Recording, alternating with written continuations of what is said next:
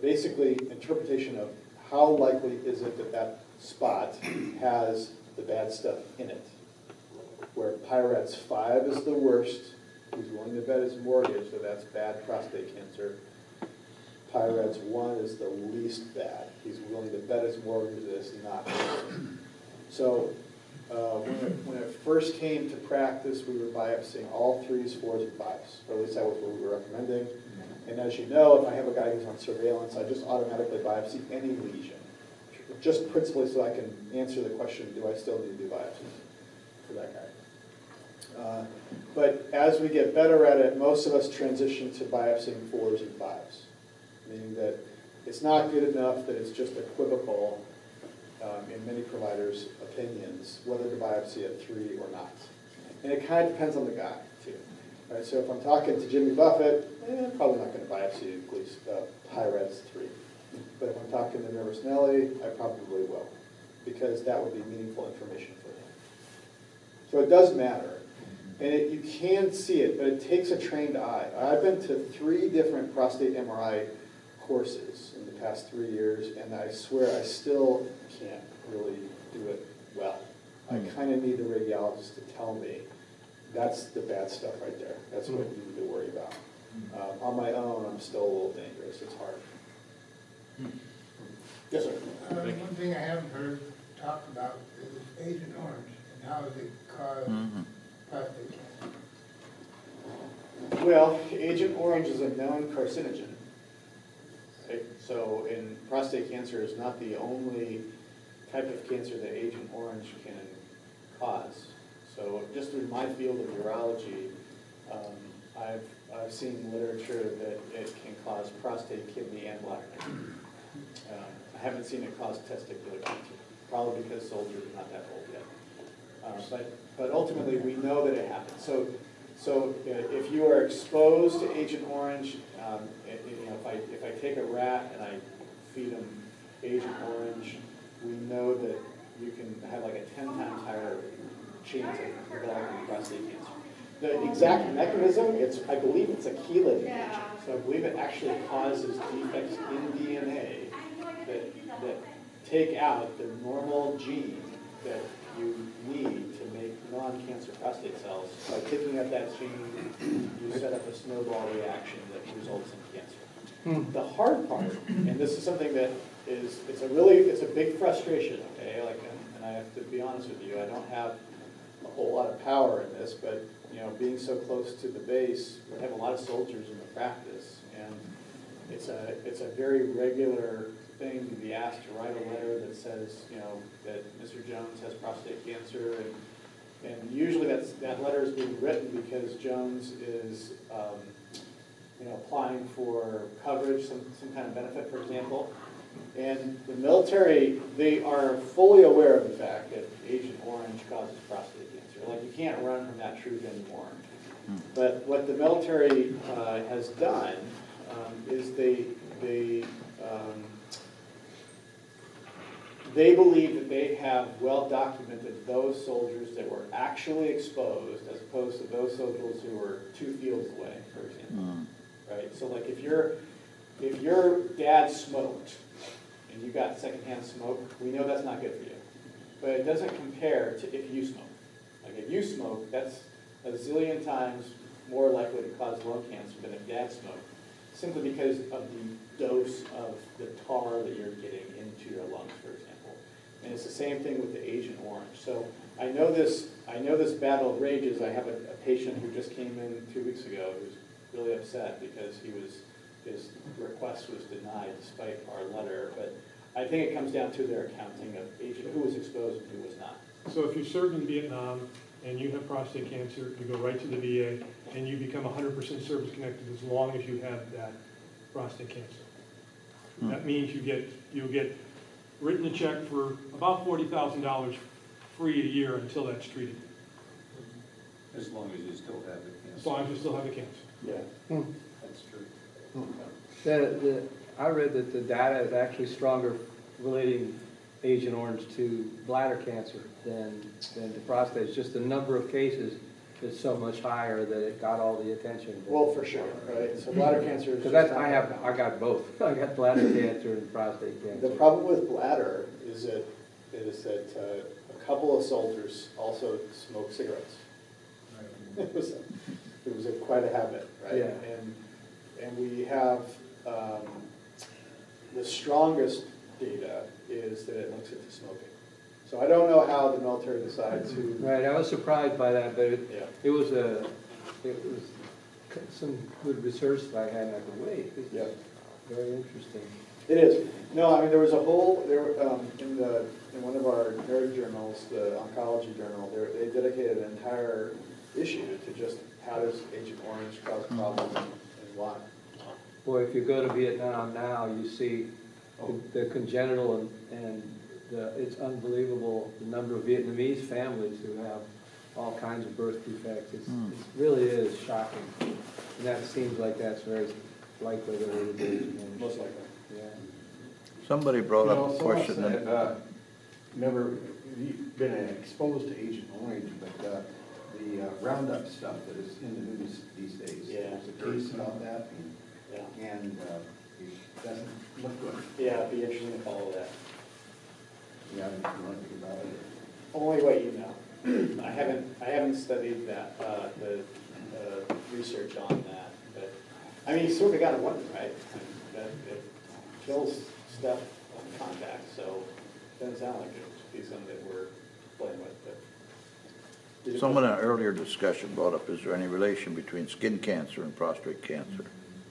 Well, there's no direct link that I'm aware of. Okay. Okay, but it's really important to understand that the majority of cancers have a common genetic basis, right? So it might be different exposures, right? It might be smoking that causes your lung, and Agent Orange that causes your prostate, radiation that causes your skin. But the basic concept here is that that person was born most likely with a defective gene. You have two genes for everything.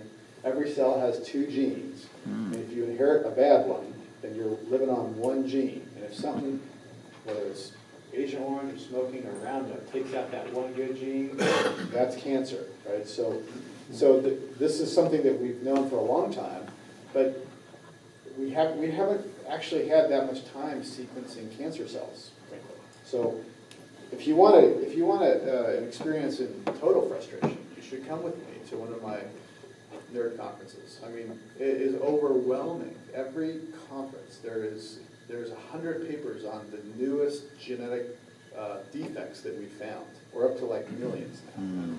So it's like impossible, right? I mean, not only is it impossible to keep up with just the data, but how we are going to use supercomputers to crunch all of that is way beyond me. But most likely there is a link somehow. Doesn't your body have a way of normally taking care of them? Yes, we do. Yes, but that falls apart eventually. Okay. Right? The telomeres are what causes that. And as you age, your telomeres actually age and become less functional. So that your self-destruct button, actually, that's why cancer is really, for most, it's a disease of aging. You see, if you look at cancer epigenetics, you don't see a bunch of 18, 20, and 30-year-olds with it. And the reason why that is because the telomeres are getting older, our abort button becomes dysfunctional, so by the time we hit 65, that cancer. It's not your immune system, but what did you call it? Telomeres, it's not your immune system. Right.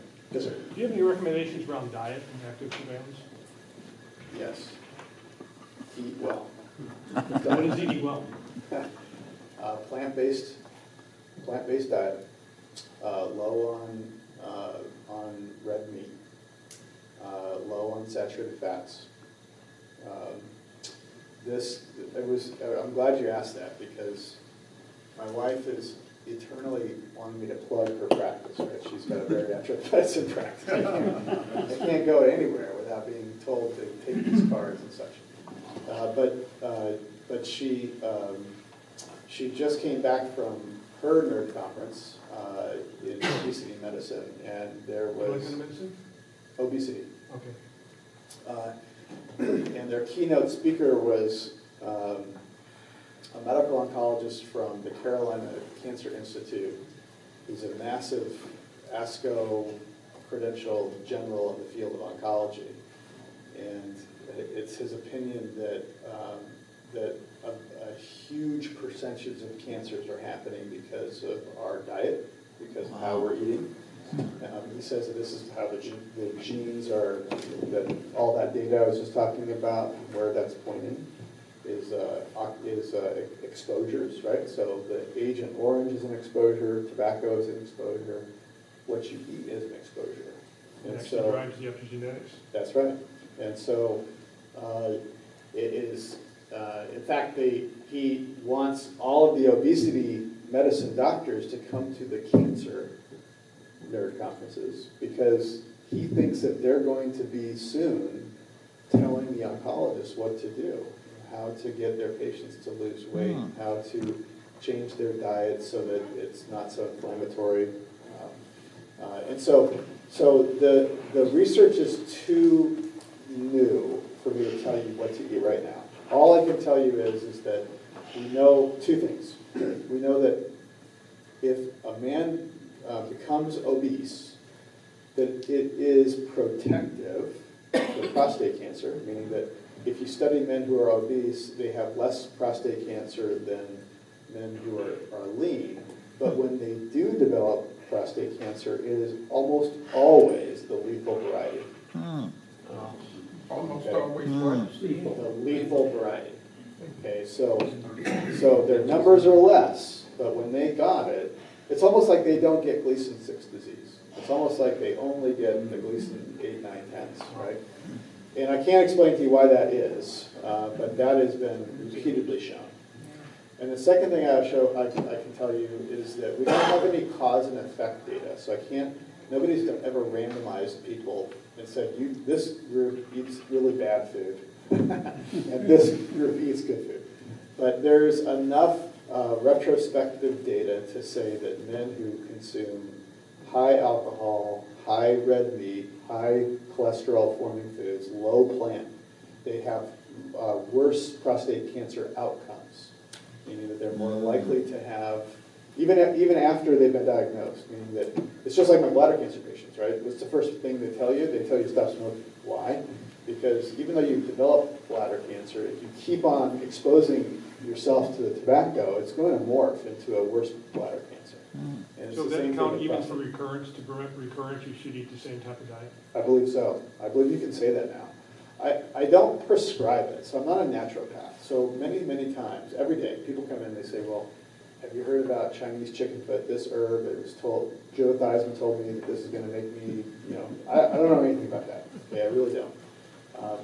But I can tell you that there has been a movement for a long time around this data that shows that men who have worse metabolic syndrome, that's the word, right? Metabolic syndrome, right?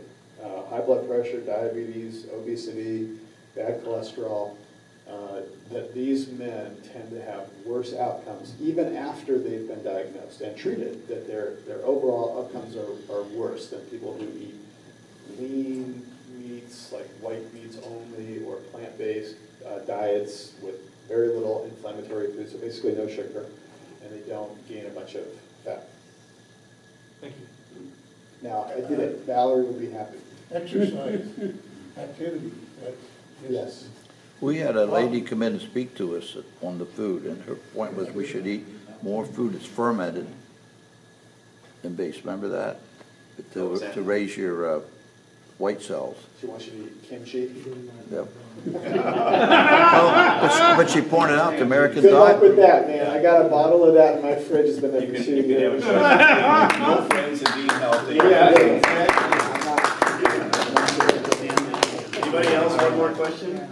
Yes, sir. We'll wrap it up. It seems I read there's another way of measuring the PSA. Is it the doctors don't want to change, or is it not considered better, or? The newest way, the newest test that measures PSA is called the 4K blood test. and it measures 3 different types of PSA plus 2 other proteins, and it doesn't give you a number, like your PSA is 7, it gives you a composite, so it says your risk of prostate cancer is blank %. And I order it all the time. The issue is that it's not covered by insurance. So at the cheapest, it's $200. At the other end of the spectrum, it's $1,100. And it prices itself. I mean, it's hard to justify that. On the scale to which we order PSA, like if you look at how many times do I order PSA every day, I would rack out $1 million of billing just for that test if I switched completely. But that is probably the best way to measure PSA now. But you can't get that prescription from the primary doctor, you probably have to get it from a neurologist, is that correct? No, you can get it from your primary care doctor. A 4K. Is that both post and pre and post treatment? Is that the best one, post? No, so post-treatment, PSA is 5. There's no reason to go any more past PSA. And should you do those for the balance of your life, get those post PSAs for the rest of your life? I usually release them in at the like 8 to 10 year mark. But then on an annual physical basis, should they still get their PSA checked, or is it? If they've been treated? Yes. I don't think so. Okay. I mean, I have a couple patients who were diagnosed in their early 40s, where I think 10 years is probably too short. But if we're screening the right guys, then we're screening guys who are 55 to 70, which means that 10 years after their treatment, they're somewhere between 65 and 80.